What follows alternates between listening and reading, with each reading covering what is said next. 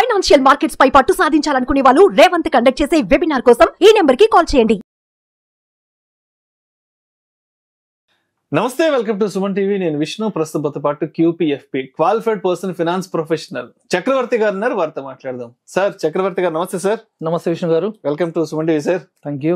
Right, Chakravarthi గారు, ఇప్పుడు last 4-5 సంవత్సరాల నుంచి మ్యూచువల్ ఫండ్స్ లో SIP సిస్టమాటిక్ ఇన్వెస్ట్మెంట్ ప్లాన్ అంటే ప్రతి నెల ఎంతో కొంత మన స్థాయికి తగ్గట్టుగా మనకు తోచినంతగా ఒక పద్ధతి ప్రకారం ఇన్వెస్ట్ చేసుకోవడం అనేది అందరికీ తెలిసిందే. ఎవ్రీ మంత్ ఒక 500, 5,000, 10,000 అనేది ఇది SIP మోడ్, మ్యూచువల్ ఫండ్స్ లో SIP మోడ్.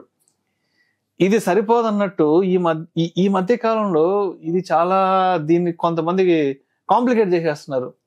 ఇప్పుడు SIP అంటే ఎవ్రీ మంత్, ఇప్పుడు డైలీ SIP అంట, వీక్లీ SIP అంట. అంటే ఇప్పటికే చాలా మందికి మంత్లీ SIP అర్థం కాక చాలా మంది డైలమాల్లో ఏమంటారు అర్థం కాక చచ్చిపోతుంటే, ఇప్పుడు మళ్ళీ దీన్ని కొంత కాంప్లికేట్ చేసి మళ్ళీ డైలీ అంటున్నారు, వీక్లీ అంటున్నారు. అండ్ ఒక్కసారి ఎవరైతే మ్యూచువల్ ఫండ్స్ కి సంబంధించిన డైలమాలో ఉన్నారో, కన్ఫ్యూజన్ లో ఉన్నారో, అటువంటి వాళ్ళకి ఒక్కసారి ఈ మంత్లీ SIP గురించి, ఈ వీక్లీ SIP గురించి, ఈ డైలీ SIP గురించి ఒక్కసారి మీ స్టైల్లో ఒక అనాలిసిస్ ఆడియన్స్ కి ఇవ్వగలరు? అవునండి విష్ణు గారు, మీరు చెప్పింది కరెక్టే. ఈ మధ్య చాలా మంది ఇలాంటివి కొత్తవి డైలీ SIP అని, వీక్లీ SIP అని, ఫ్లెక్సీ SIP అని, ఇవన్నీ చాలా ఉన్నాయి కాన్సెప్ట్స్. అయితే అది మీకు కొంచెం తర్వాత చెప్తాను for the benefit of people. First SIP అనేది మేము నిజంగా అడ్వకేట్ చేస్తామండి అందరికీ. SIP అనేది చాలా ఇంపార్టెంట్, చాలా మంచి కాన్సెప్ట్. అది మేము అందరికీ చెప్తూనే ఉంటాము. ఎందుకు SIP చాలా మంచి కాన్సెప్ట్ అంటే, SIP అనేది లీస్ట్ ఎఫర్ట్ హై రివార్డ్ ఇస్తుందండి. ఓకే, సో SIP కాన్సెప్టే అది. ఓకే, SIP అనేది అందరూ సిస్టమాటిక్ ఇన్వెస్ట్మెంట్ ప్లాన్ అంటారు, నేనంటే ఇంకా స్మార్ట్ ఇన్వెస్ట్మెంట్ ప్లాన్ కూడా అంటాను. స్మార్ట్ ఇన్వెస్ట్మెంట్ ప్లాన్ ఎందుకంటే దీంట్లో మీకు పెద్ద ఎఫర్ట్ పెట్టే అవసరం లేదు. మీరు మంత్లీ ఇంత అని ECS ఇచ్చేస్తారు, ECS అయిపోతుంది, మీ అమౌంట్ ఇన్వెస్ట్ అవుతూనే ఉంది ఎవ్రీ మంత్. ఓకే, సో అది బెస్ట్ కాన్సెప్ట్. సో దీంట్లో మనం చూడాల్సింది ఏంటంటే, చాలా వరకు అందరు ఇన్వెస్ట్మెంట్ చేసేటప్పుడు అడుగుతారు క్లయింట్స్, మాకు డైవర్సిఫికేషన్ కావాలి, మేము డైవర్సిఫై చేస్తాము వేరియస్ అసెట్ క్లాసెస్లో. చాలా మంది చేస్తారండి, లైక్ రియల్ ఎస్టేట్, నేను రియల్ ఎస్టేట్ కొంటాను, ఓకే, నేను హౌస్ కొంటాను, gold, jewellery, mutual funds, stocks ఇలా కొంటుంటారు, డిఫరెంట్ అసెట్ క్లాసెస్లో ఇన్వెస్ట్ చేస్తారండి. SIP లో ఉన్న అడ్వాంటేజ్ ఏంటంటే, ఇప్పుడు ఈ డైవర్సిఫికేషన్ ఇంపార్టెంటే అండి. ఈ అన్ని అసెట్ క్లాసెస్ ఇన్వెస్ట్ చేయడం చాలా మంచిది. ఎందుకంటే డౌన్ టర్న్ లో ఇవన్నీ ప్రొటెక్ట్ చేస్తాయి. అంటే ఒకటే అసెట్ క్లాస్ లో ఉండకపోవడం చాలా మంచిది, నెగిటివ్ కోరిలేషన్ లో ఉంటాయి కాబట్టి మంచిది. SIP తో ఉన్న అడ్వాంటేజ్ ఏంటంటే, చాలా మంది మీకు చెప్పిన అడ్వాంటేజ్ ఏంటంటే diversification across time. Okay, diversification across assets is ఒకటి. ఇక్కడ ఏంటంటే మనకు మంత్లీ టైం, ఒక లాస్ట్ 5-10 years చూసుకుంటే మనం ఎవ్రీ మంత్ మార్కెట్ ఎలా ఉన్నా మనము పార్టిసిపేట్ చేస్తున్నాము.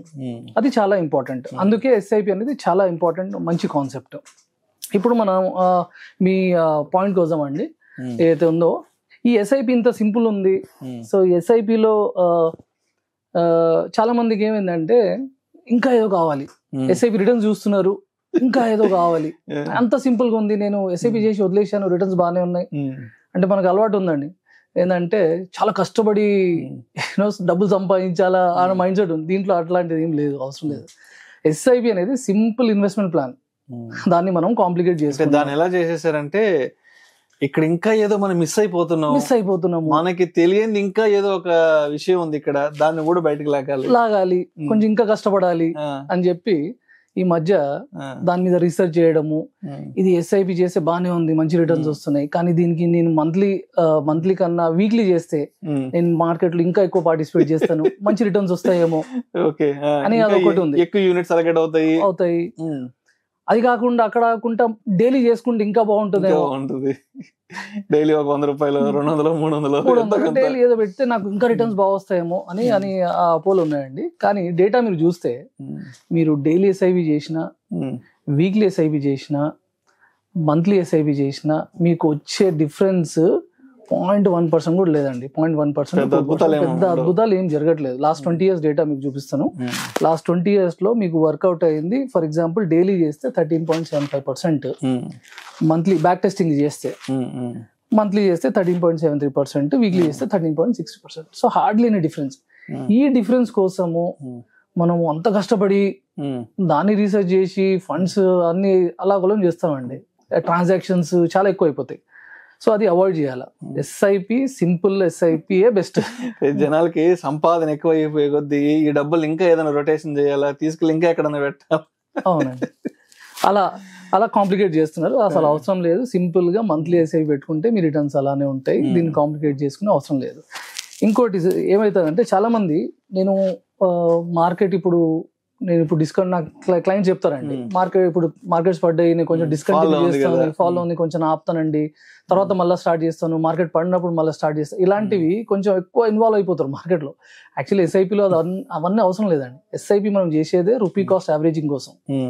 ఓకే, వీళ్ళు వచ్చేసి చాలా మంది నేను తర్వాత స్టార్ట్ చేసిన మార్కెట్, ఇవన్నీ కాన్సెప్ట్ దాన్ని మళ్ళీ కాంప్లికేట్ చేస్తున్నారు, టైమింగ్ చేస్తున్నారు.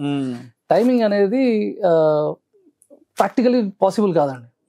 మీరు ఎంత చూసినా మార్కెట్ పడేటప్పుడు చాలా మంది క్లయింట్స్ తెలుసు. ఇప్పుడు కూడా కొంతమంది క్లయింట్స్ కరోనా అప్పుడు లేదు మార్కెట్ ఇంకా పడతాయని ఒక లెవెల్ కోసం వాళ్ళ మైండ్ లో ఒక లెవెల్ పెట్టుకుంటారు. నిఫ్టీ ఈ లెవెల్ వస్తేనే తీసుకుంటాను.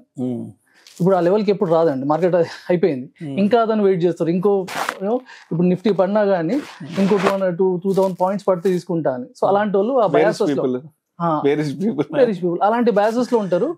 అది ఎప్పటికీ ఇన్వెస్ట్మెంట్ రాదు. So you miss the market moment. మీరు చూస్తే కరోనా తర్వాత చాలా మంది ఎగ్జిట్ అయ్యారు, మళ్ళీ ఎంటర్ అవుదామని. చాలా మంది ఎంటర్ కాలేకపోయారు.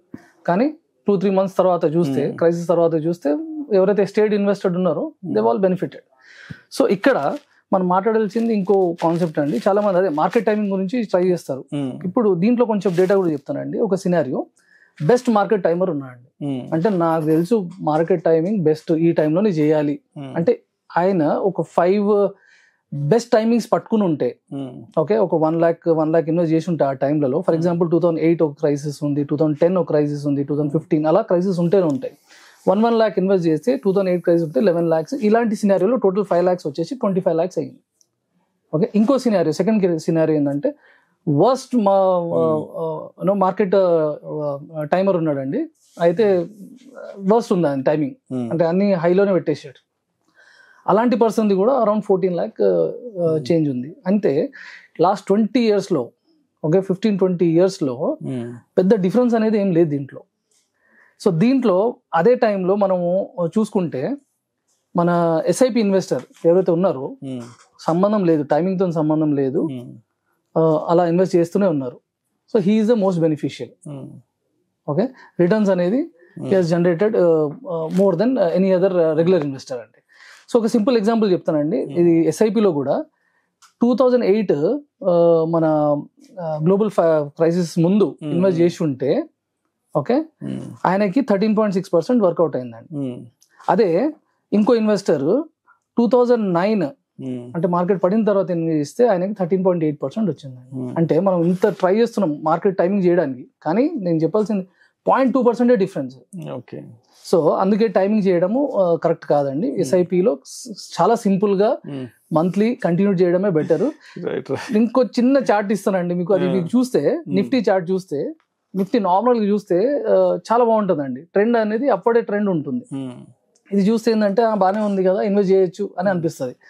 అదే నిఫ్టీ విత్ నాయిస్, అంటే నిఫ్టీ విత్ ఈవెంట్స్ చూస్తే 2008 లో ఫైనాన్షియల్ క్రైసిస్, హర్షద్ మైదా స్కామ్ అని ఇలాంటి డైలీ ఈవెంట్స్, ఫర్ ఎగ్జాంపుల్ మన పొలిటికల్ అన్సర్టనిటీ ఉంది, గ్లోబల్ ఫైనాన్షియల్ క్రైసిస్ ఉంది, కరోనా ఉంది, ఇలాంటివి చూస్తే ఇన్వెస్టర్స్ భయపడి మార్కెట్ ని ఇప్పుడు విత్డ్రా చేసి తర్వాత ఎంటర్ అవుదాము, తర్వాత మళ్ళీ ఇవన్నీ యాక్చువల్లీ చాలా కాంప్లికేటెడ్ అండి.